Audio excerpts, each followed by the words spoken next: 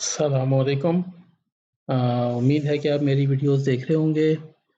तो जो मैंने पिछली वीडियोस डाली थी अमेज़ॉन वेब सर्विस के एक इंट्रोडक्शन पे और गूगल क्लाउड प्लेटफॉर्म इंट्रोडक्शन पे, तो उसमें मैंने आपसे ये कहा था कि मैं आपको साथ-साथ जो है वो इन दोनों के कुछ कंपैरिज़न्स भी बताता जाऊँगा, जो कि यानी समझें कि ये मेरी ज़ाती तजुर्बा है, जिस तरह से मैं इसको इस्तेमाल कर रहा हूँ, तो उसकी वजह से जो कुछ मैं इससे लर्न कर रहा हूँ, वो मैं आप तक जो है वो पहुँचाता रहूँगा, ताकि आपको ये इन्फॉर्मेशन जो है वो बग़ैर ज़्यादा अपना वक्त और बाकी चीज़ें इसके ऊपर ख़र्च किए हुए मिल जाए, क्योंकि इन चीज़ों को सीखने के लिए वक्त भी चाहिए होता है और फिर उसके लिए आपको रिसोर्सेज भी चाहिए होती हैं।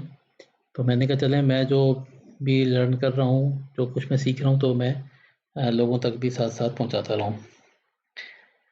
तो मैंने पिछली जो 2 वीडियो बनाई थी उसमें मैंने आपको थोड़ा-सा बताया था कि इसका इनिशियल सेटअप कैसे होता है, इसका डैशबोर्ड कैसे होता है, कुछ चीज़ें मैंने आपको इनकी बताई थी।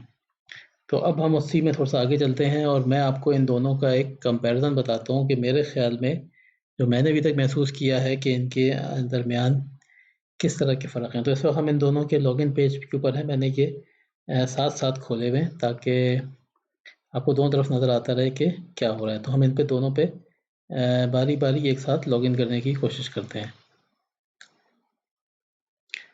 तो ये मैं अब इसके ऊपर लॉगिन करता हूँ। ये पहले मैंने गूगल पे लॉगिन किया है और तकरीबन साथ ही मैंने अमेज़न पे भी लॉगिन कर दिया है। तो ये गूगल में मैंने पहले लॉगिन किया था, तो गूगल पहले लॉगिन हो गया है। अमेज़न के ऊपर लॉगिन होने में इतना ज़्यादा वक़्त तो मेरा ख़्याल है शायद फ़र्क नहीं लगा। लेकिन जैसा कि आप ये देख सकते हैं कि अमेज़न भी कुछ ही देर में आपके सामने लॉगिन हो गया है। तो ये अगर आप यहाँ पे नाम से भी देखें तो ये इन दोनों का कंसोल है। ये अमेज़न AWS का कंसोल है और ये गूगल क्लाउड का कंसोल है। तो ये तो हमने इन दोनों को साथ-साथ लॉगिन कर लिया। ये इन दोनों के कंसोल की साथ-साथ में एक शक्ल भी आपको नज़र आ गई। लेकिन अब हम इसकी थोड़ी-सी डिटेल में चलते हैं कि मेरे जो इसमें मेरी जो अपनी राय है वो मसलन क्या है। तो पहले हम अमेज़न को देख लेते हैं। तो ये अमेज़न का मैनेजमेंट कंसोल है। अब ये मैनेजमेंट कंसोल जो है वो अगर आप इसमें देखें तो इसमें मेरे लिए कोई बहुत बड़ी इन्फॉर्मेशन कम से कम मुझे यहाँ पे इस तरह से नज़र नहीं आ रही है। यानी ये ठीक है कि एक मैनेजमेंट कंसोल के नाम से चीज़ मेरे सामने खुल गई है, लेकिन इसमें अमेज़न मुझे अपने कुछ सॉल्यूशन बिल्ड करने की तरफ तो माइल करता नज़र आ रहा है, यानी एक थोड़ा-सा मार्केटिंग की तरफ तो ये शायद है, लेकिन और वो कुछ मुझे सिखाना भी चाहता है।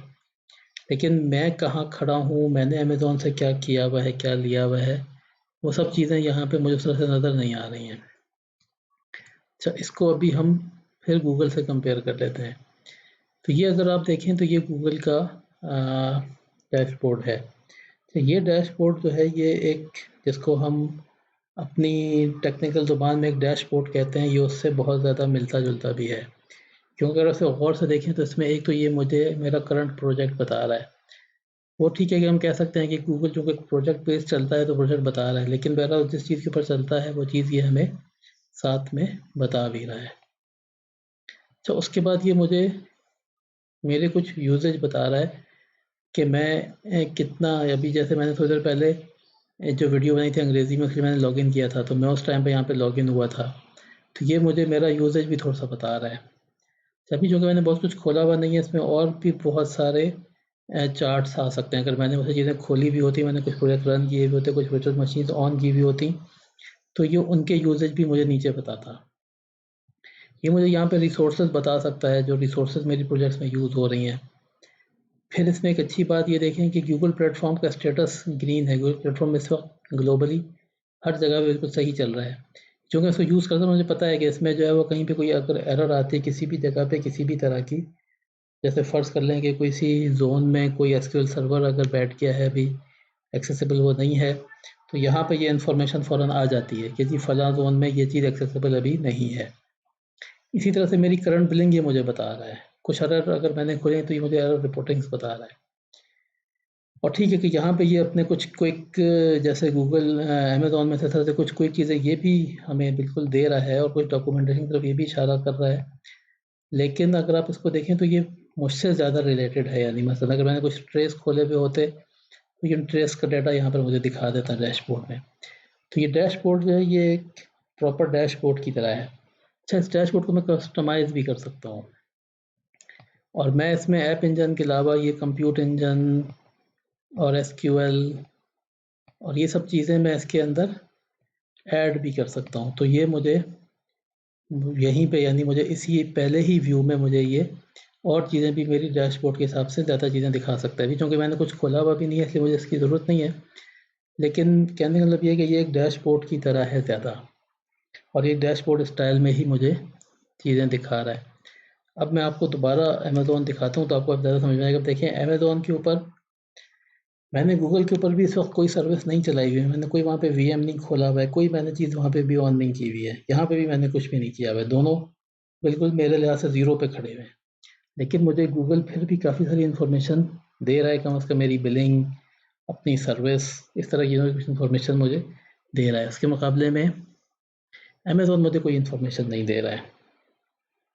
अच्छा, एक और चीज़ हमने पिछली दफ़ा डिस्कस की थी वो इनकी सर्विसेज थी। जैसे ये अमेज़न की सर्विसेज हैं। अब ये सर्विसेज अगर आप देखें तो ये सर्विस की रिप्रेजेंटेशन अपनी जगह पे बिल्कुल ठीक है कि सर्विसेज हैं और वो सेग्रीगेट हुई हैं मुख्तलिफ़ कैटेगरीज़ में, कि मैं कंप्यूट की ये सर्विसेज हैं, ब्लॉकचेन की ये हैं। लेकिन चूँकि सर्विसेज बहुत ज़्यादा हैं तो एक स्क्रॉल बार भी है और आप स्क्रॉल करके बहुत सारी सर्विसेज एक साथ देख सकते हैं। लेकिन अगर हम फिर गूगल की तरफ आते हैं तो ये गूगल का नेविगेशन मेन्यू है।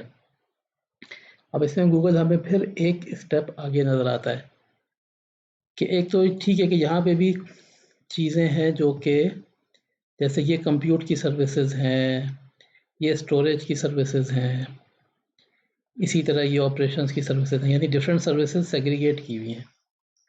लेकिन जो चीज़ मैं आपको थोड़ा सा फ़र्क दिखाना चाहता हूँ, जैसे फ़र्ज़ करें कि कंप्यूट इंजन है, अब इसकी सर्विसेज के अंदर ये चीज़ें अवेलेबल हैं, यानी कि ये मुझे एक फर्स्ट कैटेगरी और फिर सेकंड कैटेगरी और फिर थर्ड कैटेगरी तक मैं डायरेक्ट किसी चीज़ में, यानी फर्स्ट करने का मैंने कंप्यूटर इंजन में जोन्स में जाना है, हेल्थ चेक्स में जाना है, तो मैं डायरेक्ट जा सकता हूँ।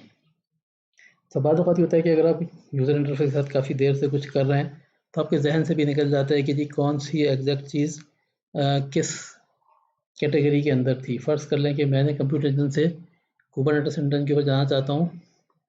मैंने यहाँ पे कुछ चीज़ देखी, मुझे यहाँ पे नहीं, मुझे याद आया कि ये चीज़ जो थी ये शायद इसमें थी, तो मैं डायरेक्ट यहीं से जाके उसको मैं यहीं से खोल लूँगा और उस पूरे वक्त के दौरान जो मेरा होम पेज है वो मेरे सामने खुला रहेगा। उसके मुकाबले में अगर हम अमेज़न पे आते हैं तो यहाँ पे आप अगर देखें, जैसे कंप्यूट है, कंप्यूट के अंदर EC2 है, लेकिन EC2 के अंदर क्या है वो देखने के लिए मुझे EC2 के अंदर जाना पड़ेगा। और अगर जैसे मैं EC2 के अंदर चला जाता हूँ, ये मैंने EC2 क्लिक कर दिया और ये EC2 खुल गया।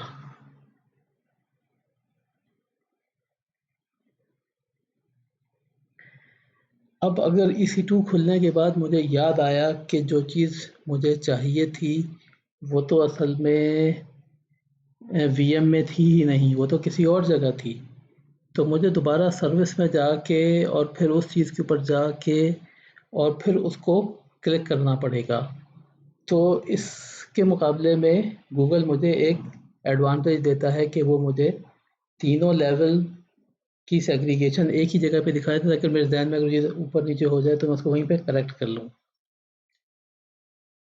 अलबत्ता ये है कि हाँ, यहाँ पे आपको EC2 के अंदर जो है वो सेग्रीगेशन जो है वो थोड़ी सी ज़्यादा नज़र आती हैं, तो गूगल के मुकाबले में ये ठीक है कि ये थोड़ा सा उसके मुकाबले में आपको यहाँ पे थोड़ी सी ज़्यादा चीज़ें इसके अंदर दिखाता है, लेकिन जैसा कि मैंने आपको बताया कि जो मेन फ़र्क है, तो वो मेरे लिहाज से जो गूगल का जो इंटरफ़ेस है, वो अमेज़ॉन के इंटरफ़ेस के मुकाबले में थोड़ा-सा ज़्यादा यूज़र फ्रेंडली है।